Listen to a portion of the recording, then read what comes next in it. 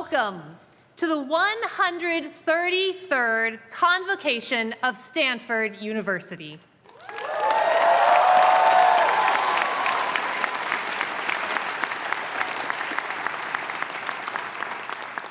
As is our tradition, we pause to acknowledge the land on which we stand and the peoples who steward it. I invite you to rise and remain standing as you are able throughout the land acknowledgement and the invocation to follow. I'm now honored to introduce Antonio Vega, class of 2026.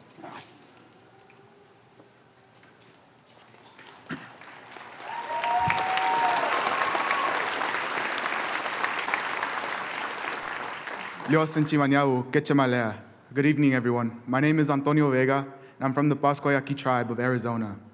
As part of the class of 2026, it is my honor to give you the land acknowledgement for this year's convocation. Stanford sits on the ancestral land of the Muwekma Ohlone tribe. This land was and continues to be of great importance to the Ohlone people. Consistent with our values of community and inclusion, it is our duty to acknowledge, honor, and make visible Stanford's relationship with Native peoples. Thank you. Let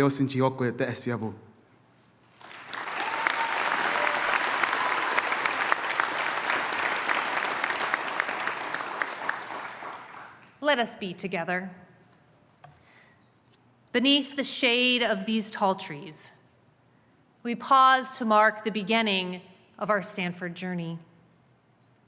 Having arrived through our own individual sojourns, today we commit to walking the path forward together.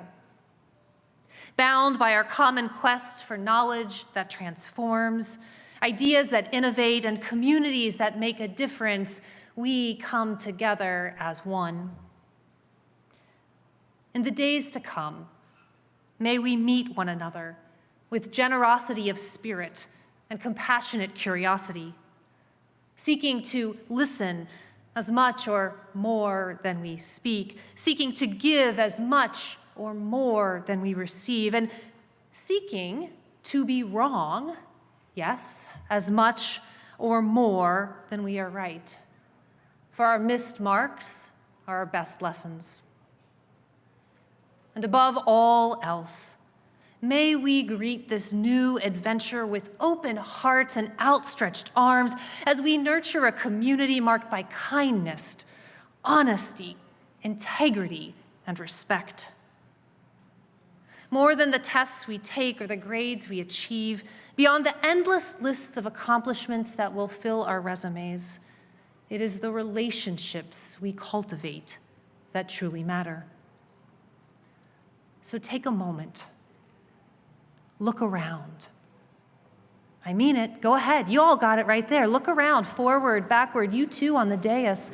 Look around. I want you to see this beautiful community that is Stanford. And shout out to all the families who are here as well. Look around. Go ahead. See this beautiful, beautiful, beloved community that is here together. Yeah, give yourself applause.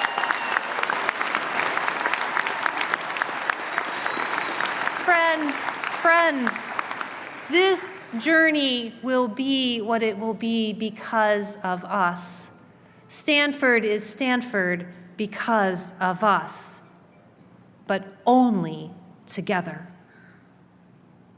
In the end, it is how we treat one another and ourselves that determine if we will flourish or if we will fail. So may we choose to flourish. Amen. You may be seated. And now it is my pleasure to introduce the Dean of Admissions and Financial Aid, Richard H. Shaw.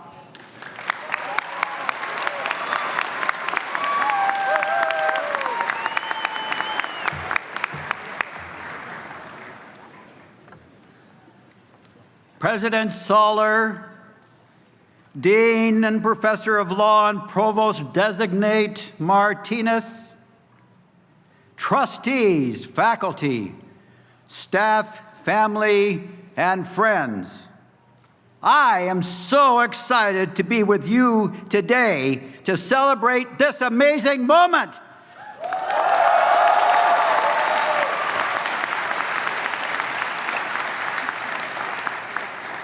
Congratulations and welcome to the class of 2027 and the fabulous new transfer students.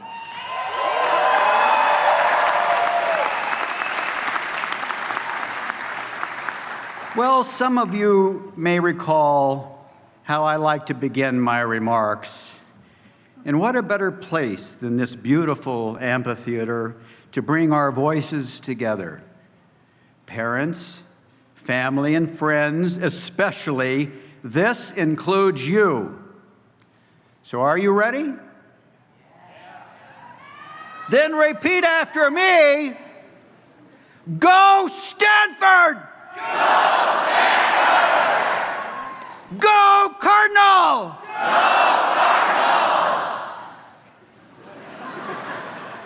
Cardinal! Wow, great job, perfect. Thank you, parents. You really came out this time. This is good. I expected nothing less. We are now officially part of the Stanford family, and I'm so excited to share more about the incoming students assembled here today. Let me begin with a few statistics. There are 1,705 first-year students and 58 transfers matriculating today.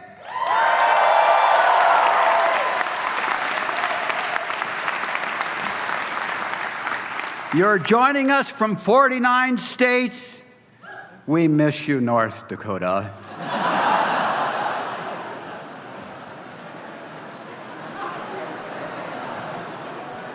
And 76 countries.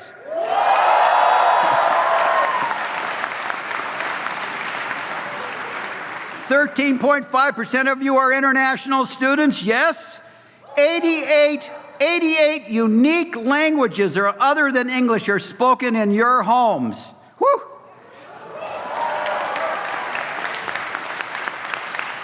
For our first-year students, you attended 1,242 secondary schools. And for our transfer students, you're transferring from 55 colleges and universities from 22 states. 23 of those institutions are community colleges.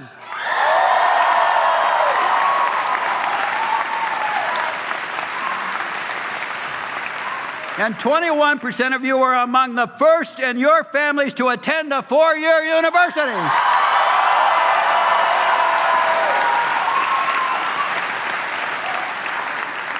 And also among you are 9 military veterans, and we salute you.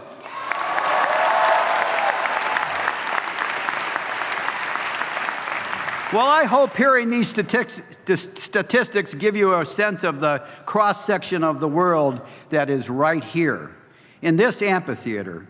In your applications, we learned about your special part of the global community, and we imagined how you would bring the specialness to Stanford. You shared with us your story, your humanity, and your openness and willingness to listen. Where we saw that readiness to listen and support each other most was in the application essay that asked you to write a letter to your future roommate. We were so inspired by the compassion and excitement you poured into these hypothetical letters. Many of you described the magical experience of discovering another person. One of you wrote, "I would love to get to know you because I am convinced there is magic in any human being."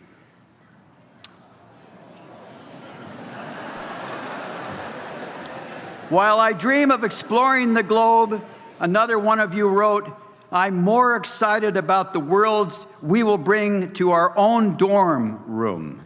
Yet another one of you added, "To me, the greatest adventure is getting to know another person.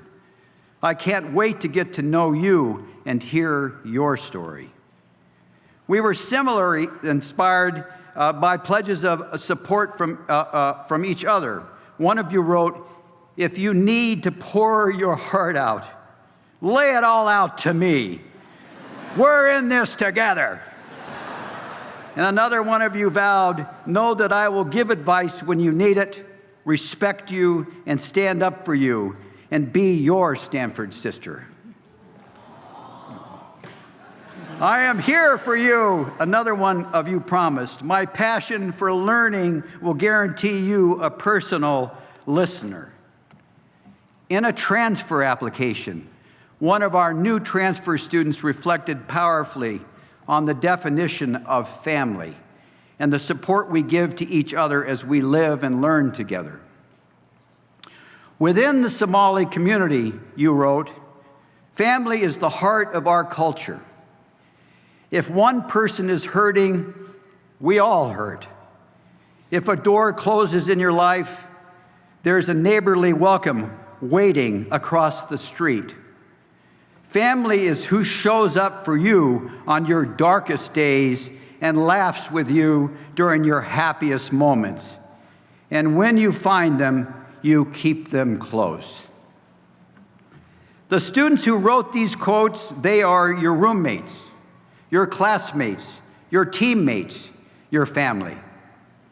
During your time at Stanford, you will be presented with countless opportunities to engage with new people and new perspectives. And let's harness that opportunity. As you so beautifully wrote in your applications, let's discover one another as human beings. Let's allow others to help us see the world through different lenses. Let's be a family and keep each other close. Yes, you are all individually exceptional, but it is your collective capacity to transform our world that inspires me. You are going to value and nurture one another. You're going to come together to conceive of ideas and solutions that can only be borne out by collaboration and conversation. There is humanity and magic that I'm excited for you to discover in each other as you begin your Stanford adventure. I would like to end with one more statistic. Actually, a statistic that one of you put in your letter to your roommate. You wrote, I read somewhere that the probability of two random people meeting each other in the world is 0.00487. Amazing that we are about to defy those odds, isn't it? My closing thoughts. While the odds of ending up at Stanford may be low, the odds of happening to meet one another are even lower. Let's celebrate the specialness of being here with each other. I thank you, and I want to welcome you again to Stanford!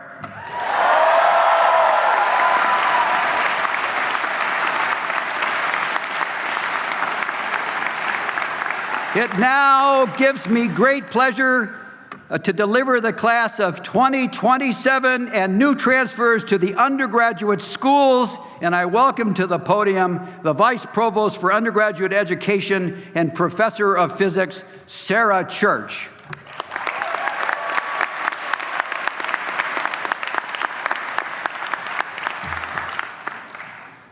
Thank you. Thank you, Dean Shaw, for bringing such thoughtful and accomplished new students into the Stanford community. So as Stanford's Vice Provost for Undergraduate Education, I'm delighted to welcome the transfer students of the class of 2025 and 2026 and the first-year class of 2027 into Stanford University. It gives me great pleasure to be able to introduce you to the first pages of the next remarkable chapter of your academic journey. So, you had a good look around earlier. So, throughout this amphitheater, there are young scholars from all corners of the world, as you heard, and that includes you. In your first year, you'll be meeting and learning from one another in college courses, in your writing courses, in introductory seminars and language courses. You'll be getting to know your peers. You'll be getting to know them better in late-night study groups. You're going to cross paths with them in your neighborhood. And, of course, you're going to discover new friends who will eagerly join you in pursuing perhaps a Cardinal Service Initiative, an undergraduate research project, or a study-away experience. So I have a favor to ask of you. I want you to look out for one another. Be there when your new Stanford friends reach out for support. and help guide each other to important resources. That's the very definition of community. You're going to be there to remind one another, especially when it's most important, that this isn't a place where you need to change who you are to fit in. You arrived here by simply being you. And indeed, this is a community where each of you can and will find, and occasionally with a bit of guidance, a true sense of belonging and academic well-being just by being your authentic self. And so because of that, while you and your families may understandably be excited that Stanford chose you and you're here today, I hope you're clear how thrilled we are that you chose us. I trust that you decided to attend Stanford in part because of the extraordinary liberal education the university offers. One that's designed to help you think critically, to challenge your assumptions, and to enable you to pursue the full extent of your intellectual curiosity. A liberal education offers you the space, and we will gently push you to stretch yourself and to explore new intellectual and social terrain as your identity continues to evolve. Of course, part of a liberal education is engaging at times with others with whom you disagree. You may find during your time at Stanford that your deeply held beliefs and world ideologies are challenged by others. A liberal education, both within and outside the classroom, invites you not only to define and strengthen your own passions and convictions, but also to open yourself up to understanding the perspectives of others, even when you find yourself at odds. Learning to listen thoughtfully is as important a skill as any other you'll learn here. So I encourage you to embrace the opportunity to get comfortable with occasionally being uncomfortable, because doing so will help you to learn and grow immeasurably. So speaking as a member of Stanford's faculty, I hope you'll invite your professors to come along with you on your academic journey. Contribute your ideas in class. Ask questions. We love your questions. Share your ideas, your insights with us, as well as anything that concerns you. This is a community that is designed to support you, especially when you need it most. Now, the courses that we faculty teach are designed to challenge you, and so there will certainly come a time when you encounter academic difficulty. And I want you to believe me that this happens to all students.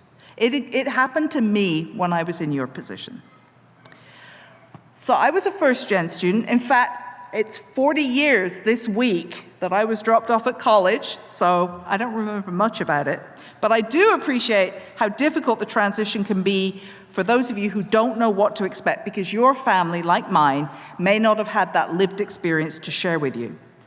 And that was my experience at Cambridge University. And that was a place where I also struggled academically at the beginning, until I didn't, because I was able to find support once I learned how to ask for it. So I encourage you to do the same if and when it's needed. So something else I hope you'll discover at Stanford as part of your academic journey is that success is not always about knowing the answer, finishing first, or having everything figured out before you've even got started. Talk to most adults who are well beyond their youth, like me, and you're going to find plenty of us are still figuring things out. The best success comes from living each day with purpose and persistence as you navigate and discover ways to relish the twists and turns you're going to take along this tremendously scenic, personally fulfilling, but sometimes puzzling journey. So my last words of advice to you as new students, as you chart your Stanford adventure, are to pace yourself. So one of the most valuable gifts you can give yourself and others is your time. Use it to explore. Be curious. Use it to sleep. Take the opportunity to reflect on what you care about most as you embrace this incredible experience. So while there are decisions to be made at some point about majors and internships and future careers and what to sign up with and what you want to get involved in, I'm not going to be the first to tell you that you have plenty of time. So for now, take a deep breath, and family members, take a deep breath too, and be here, in this moment, with your loved ones. The rest will get sorted out in due time. So with that, be well, be safe, and be open to what comes. So now it gives me great pleasure to introduce a wonderful Stanford colleague who's going to be central to your undergraduate experience, Senior Associate Vice Provost and Dean of Students, Mona Hicks.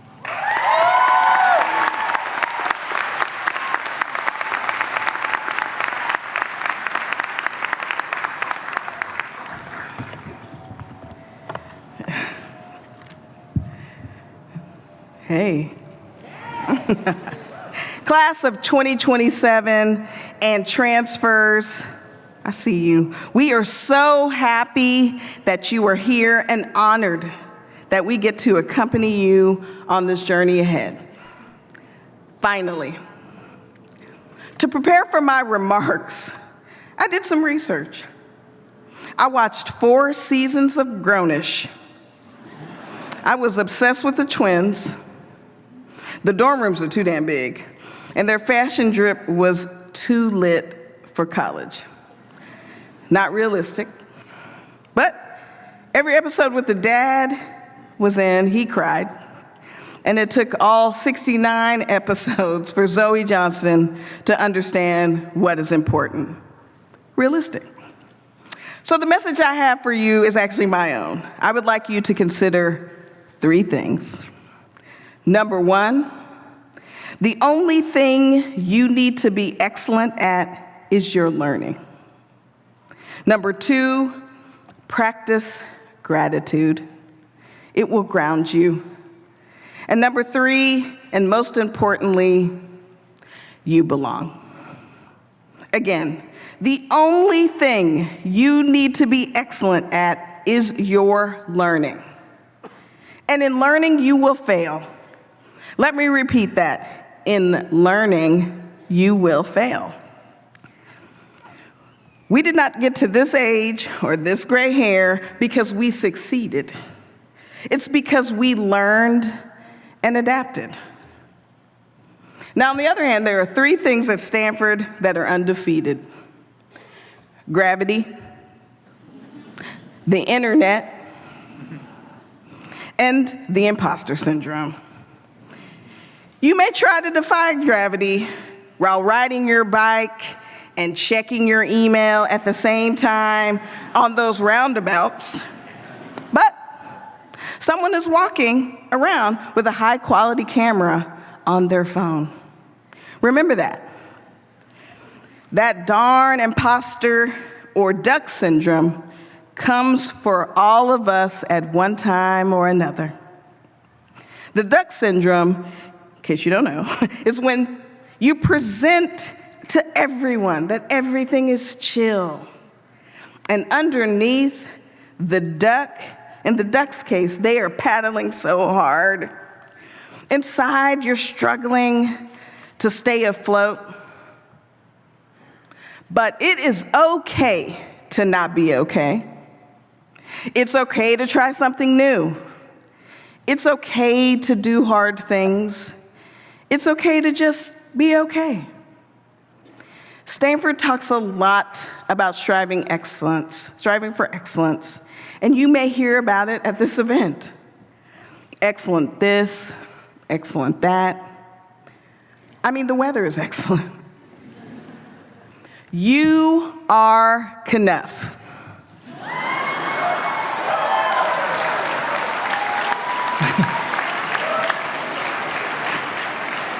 Again, the only thing that you need to be excellent at is learning.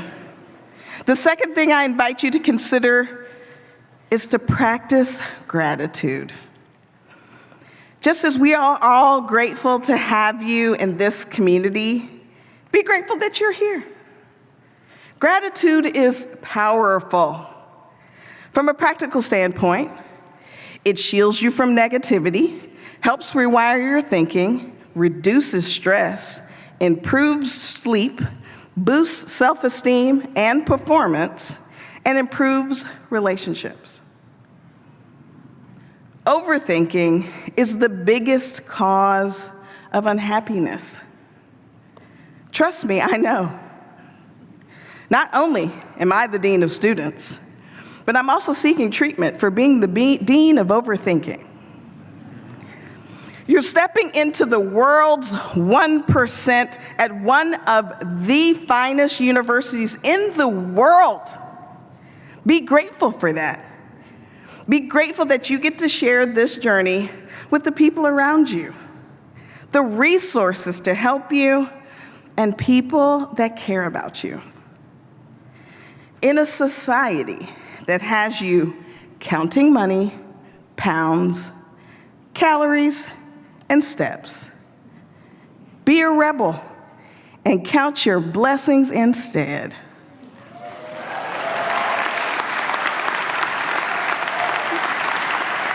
The third thing, you belong here. Believe that you belong. Community and belonging are the cornerstone of our neighborhoods. Belonging, we want you to feel seen within your communities and feel connected and cared about, accepted, respected, and valued. The best definition of community that I found includes the critical notion that we want you to be empowered, to find fellowship with others, where you can always find a sense of support and welcome, and always be yourself. What Dean Shaw didn't share, that there are 32 new international students, both graduate and undergraduates, who are the only person from their home. You are not alone now. No one is, full stop. Please remember that. In spite of the awkwardness of getting to know new people, you belong. So if you're able, this is participation part, acknowledge the person to your left, the other left, and tell them, you belong, honey. Tell them. That's right. Now tell the person to your right, tell them you belong. Now give yourself a round of applause. You did all of that without using demon time.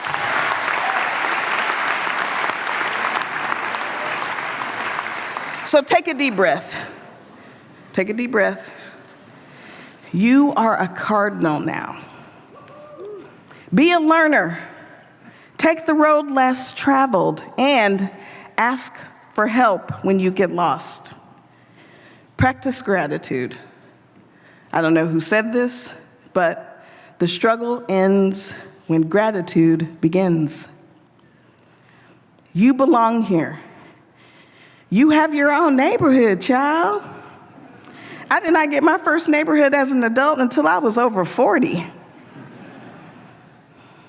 Why I have chosen these three things is because although it may be safer to blend in, and although it may seem hard to practice gratitude when things go wrong, and although it can be lonely sometimes, you have to remember that this is your time to learn and grow. When I first moved here, I kept having to remind people that the cardinal is a tree and not a bird. OMG, you know, like all the time. And what's so ironic is that my grandmother, my big mama, when she passed, I would see cardinals, the bird, in every new place that I would go. So of course, the day I moved in, I saw a cardinal, and I knew I was gonna be okay. But I digress. I actually wanted to talk to you about eagles. Eagles, where am I going with this? Eagles are among the most majestic and paradoxical birds on earth. They are truly special. For example, they are physically large birds, up to 7 feet wingspan, just pretend. But they're relatively lightweight, on average about 10 to 14 pounds. They're freaking fascinating, okay? While the flight of birds may appear easy and graceful to those of us who are earthbound and sighted, for eagles, turbulence is a source of energy that they use to their advantage. For us, a little atmospheric hiccup, shake an airplane, rattle our nerves, spill our beverages. But research finds that many birds fly directly into turbulence, especially on long migratory journeys. So when you start to feel turbulence in your life, pause, take a deep breath, go outside, and if you're able, look up to the sky and look for a bird among those cardinal trees. And remember, you are meant to go far. You will have turbulence, but you will be okay. Why? Because you are loved, you matter, and you are not alone. So class of 2027 and transfers, welcome home. Your life will never be the same. Thank you.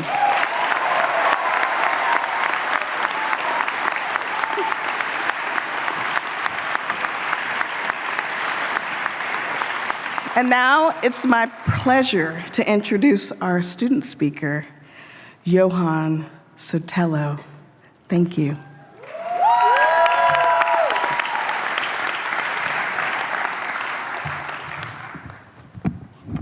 Oh.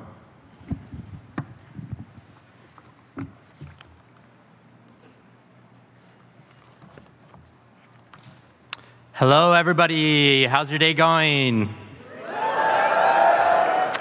Good afternoon, President Saller, Provost Designate Martinez, Vice Provost Church, Dean Shaw, Dean Hicks, faculty, trustees, and most importantly, our newest addition to the Stanford community, first years, transfers, and your families. Let's hear a huge round of applause for our new students.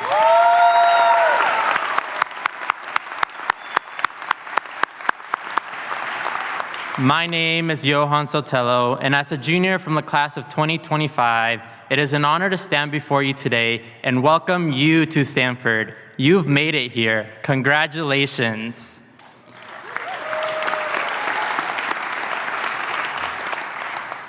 Looking out to all of you, I'm reminded of my own excitement, ambition, and let's be honest, a touch of anxiety when I was in your shoes. It's perfectly normal to arrive here with a mixture of emotions and a head full of plans. 2 years ago, that was me, the planner, the overthinker, the one trying to major in everything. But if there's one thing that I've learned that I want to share with you today, is to embrace uncertainty in order to discover your path here at Stanford. Let me tell you, Stanford is a place where you'll not only encounter the unknown, but thrive in it. I've learned this lesson in many ways during the first half of my time here, and I'd like to share a few moments with you. My first experience came from taking an unexpected course in my Frost fall quarter. Eager to explore, I enrolled in a political science class in data science that intrigued me. A few weeks into the class, I realized I was the only Frost among 60 students in that class. Initially, that was very intimidating, but instead of feeling discouraged, I decided to challenge myself in an area I knew nothing about. It was hard, let me tell you, but I was actually enjoying myself in that course, but I knew I needed some help. As someone who's always been a bit shy about asking for help, at first, I wasn't sure how to seek out the many resources that Stanford has. I started by visiting my professor during office hours. As it turned out, he was happy to meet me and eager to help. Those meetings became invaluable. I learned so much from my professor in my weekly stops to his office, not just about navigating course material, but about other interesting things he would share with me as well. This experience affirmed what I've come to understand about Stanford faculty. They don't just teach here. They guide, mentor, and inspire. Take advantage of that. Last winter quarter, I went to Madrid, Spain for the first time to study abroad. This new adventure wasn't about learning in the classroom.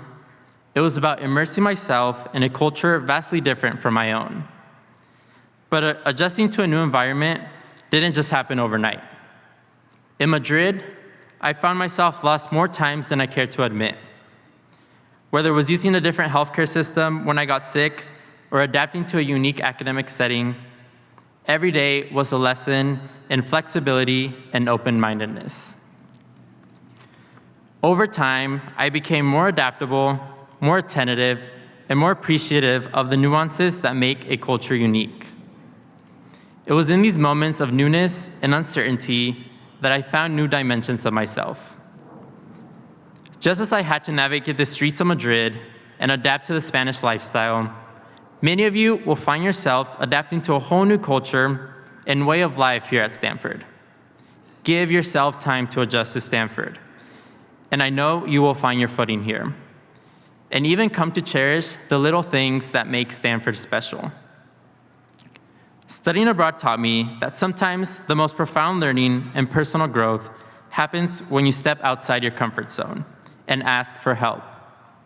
Whether it's adapting to your next few years here or exploring opportunities abroad, the journey itself and the support you get along the way is a critical part of your education.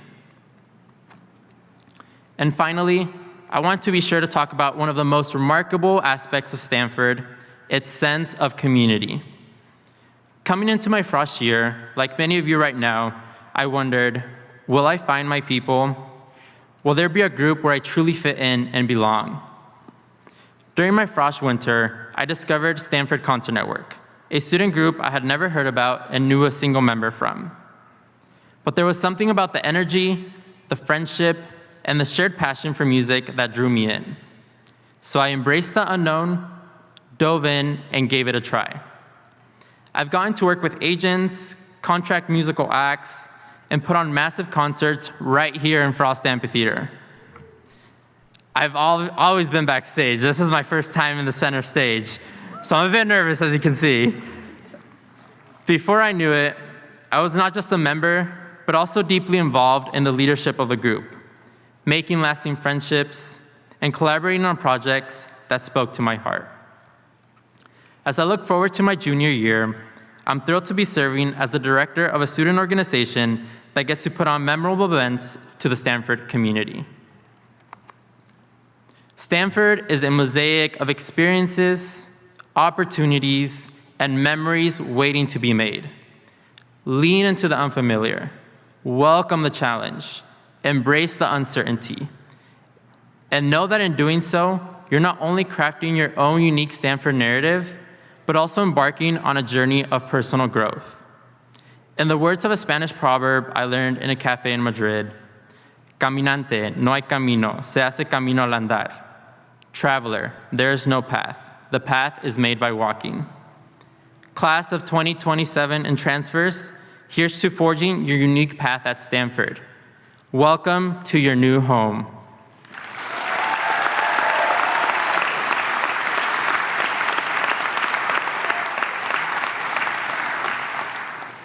And now it is my pleasure to introduce the president of Stanford University, Richard Saller. Thank you. Thank you. Thank you, Johan, for that good advice.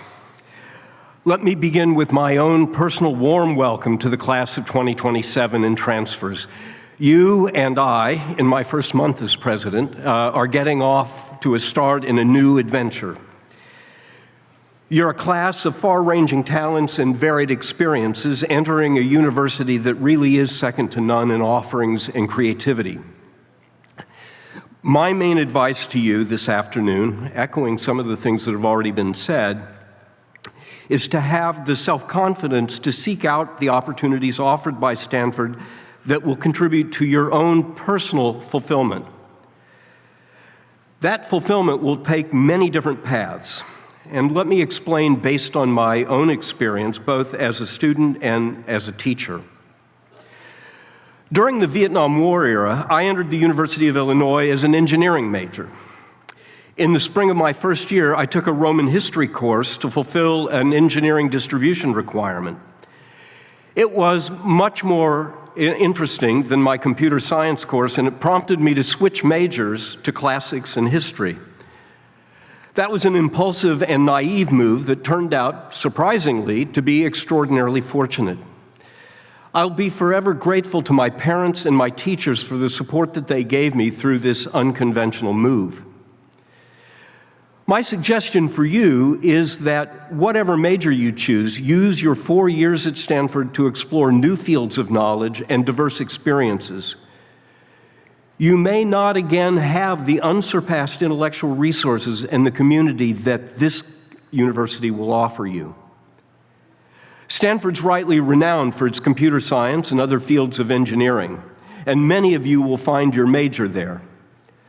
But what you may not know is that it's also ranked #1 in the world in humanities and arts, by the London Times no less, with mind-bending courses like How to Look at Art and Why, or Literature on the Brain. Introductory seminars are an excellent way to venture into a new subject, perhaps in our new School of Sustainability or in the social sciences. And in those seminars, you can meet a professor in a small interactive setting. So take advantage of the unparalleled range of outstanding resources available here, whether it be in literature or in physics or perhaps in an initiative in artificial intelligence. My second piece of advice is to urge you to have the confidence in your own agency and potential. What you shared in your admissions materials about yourselves and how you've risen to the challenges gives us confidence that you belong here and can succeed. But it is essential that you take the initiative on your own behalf in seeking out the resources and support to make optimal use of what Stanford has to offer. Here's what I mean. Surveys of graduating students indicate that they find Stanford faculty to be among the most accessible among peer universities. But I know from my own experience that too often I sit in my office alone during office hours and no Johan comes in to visit me. So take advantage of the accessibility of the faculty. The university also provides a wide variety of support services.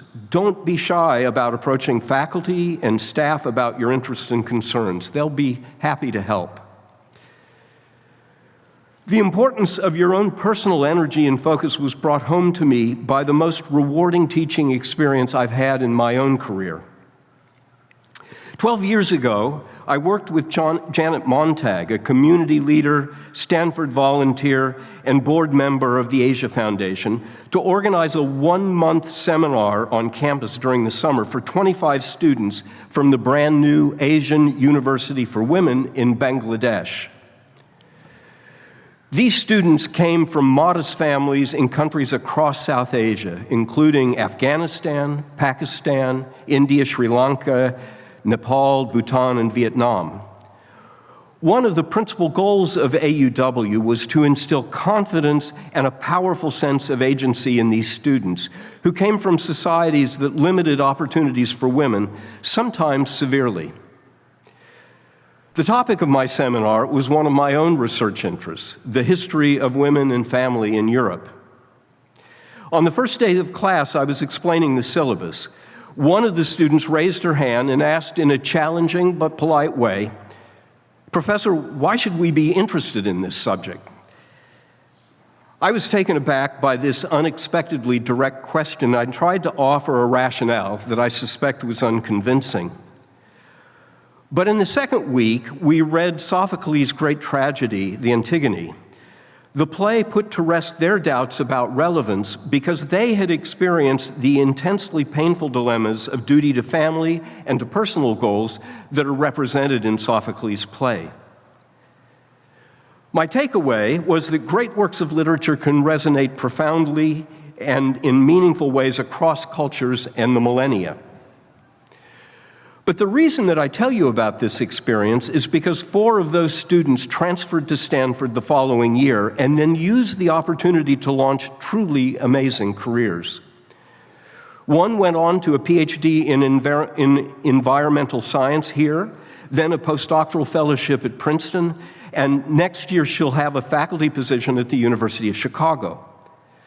Another has completed a PhD in clinical psychology and has been appointed as a postdoc in the Harvard Medical School. The third is a prize-winning poet with a doctorate in Persian literature from the University of Cambridge. And the fourth is a high-level analyst for the Australian government. It has been a joy to follow their careers. Their success is all the more amazing because some of these students came from societies where women are so controlled by men that they're not allowed out of their houses unless accompanied by a male guardian.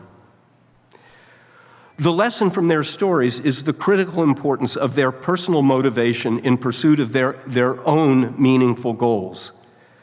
The Asian University for Women instilled in them confidence in their own agency, and then Stanford provided the resources to use their extraordinary talents in pursuit of their own passions. I offer these stories as models for what you can do in your years here. You should pursue your own personal path to goals that you find rewarding. Don't let others define your hopes and dreams, and do expect setbacks along the way.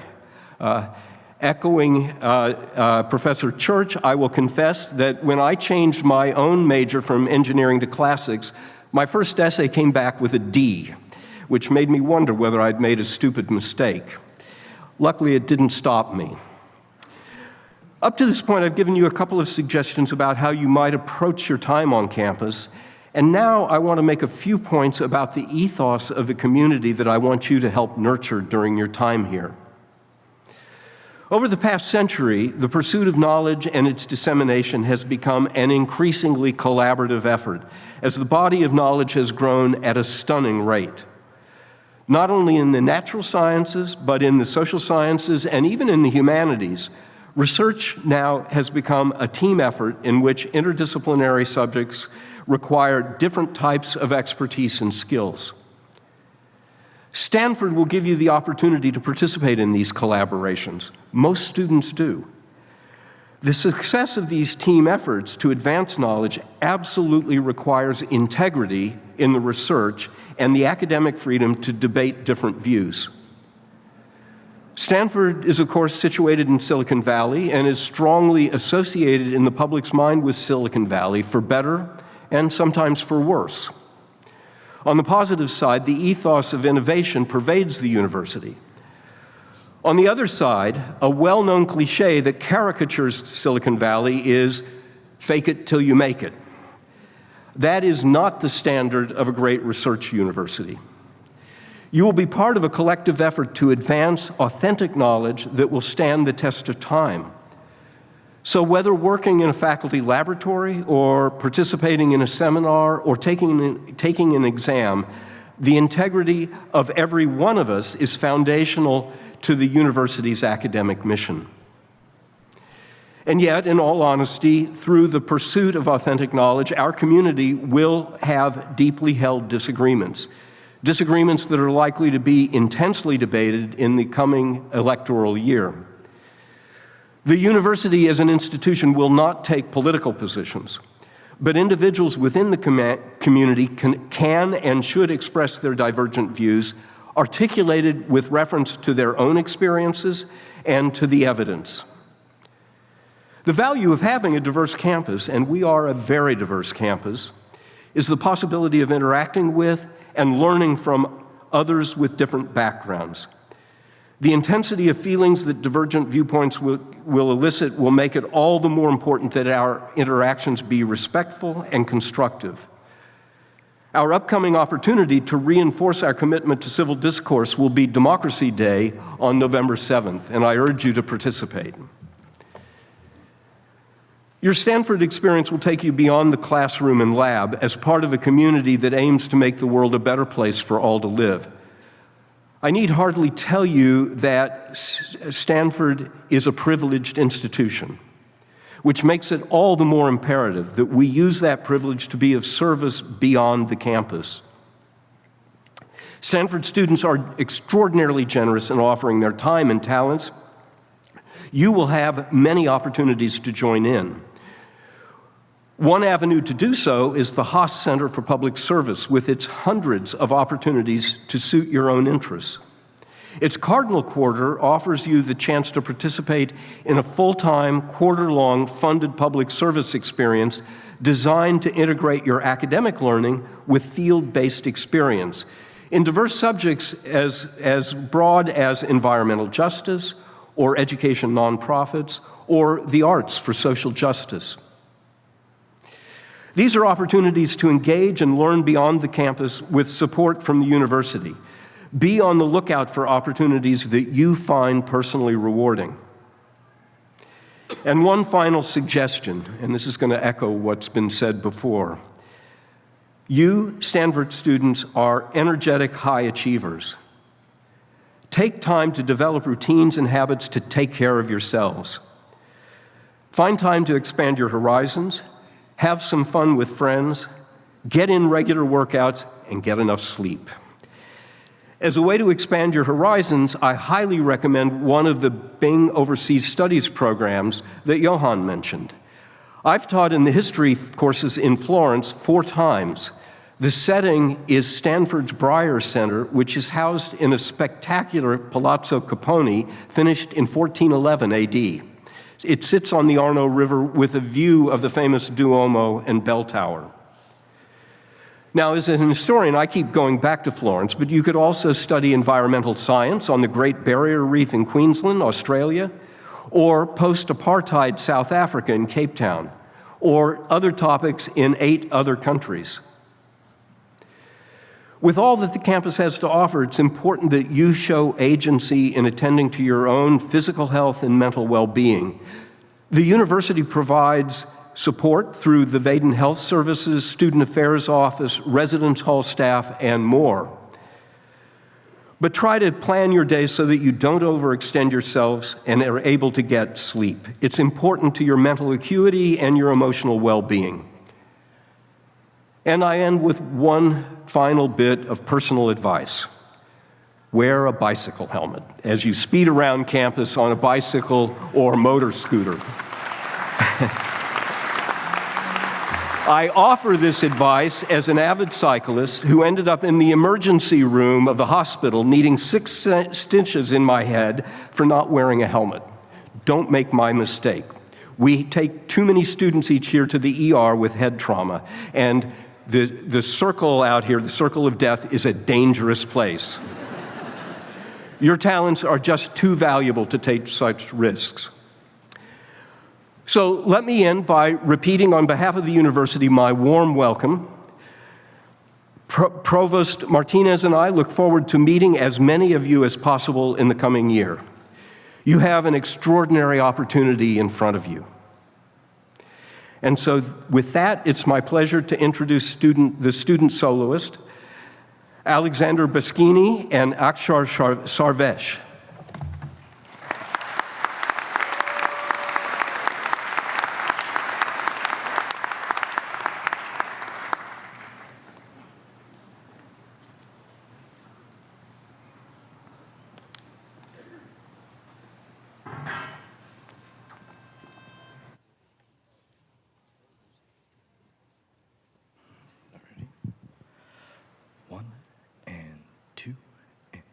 Where the rolling foothills rise up towards mountains higher, where at eve the coast range lies in the sunset fire, flushing deep and paling.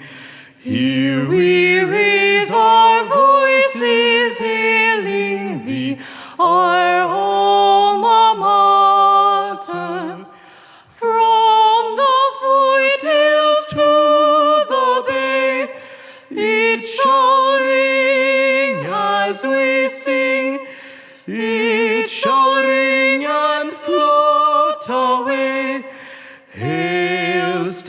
Stanford, hail!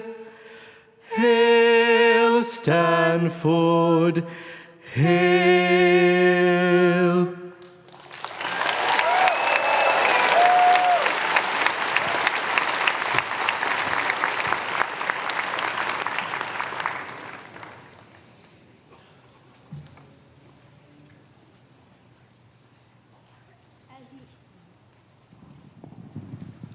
As you journey, may you be guided with divine compassion. وَقُلْ رَبِّ زِدْنِي عِلْمًا. And say, my divine teacher, increase me in knowledge. May the ideas that blow your mind and the experiences that break your heart grant you renewed strength. May they be the light for you along your path. God, grant us your love, the love of those that you love, and the love of everything that brings us closer to your love. And so, as you begin, we send you into this year with a blessing. We invoke the sacred presence of this gathered community and the divine to send us forth with light, love, and hope for a new year, that you may live, love, and be well on the academic journey that stretches out before you, knowing that no matter what happens, you are enough. And may you know that all you need is within you. May your learning be sweet, even when it's hard. May you be unafraid to fall. And may you, if you do stumble, rise again to face the challenge of the moment with heart and perseverance. Finally, may you be stirred to seek truth and dare to speak truth to power, always and in always. These blessings and prayers we ask in the name of all that is sacred and holy. Amen. Amen. Amin. Amen. And Ashe. And Ashe.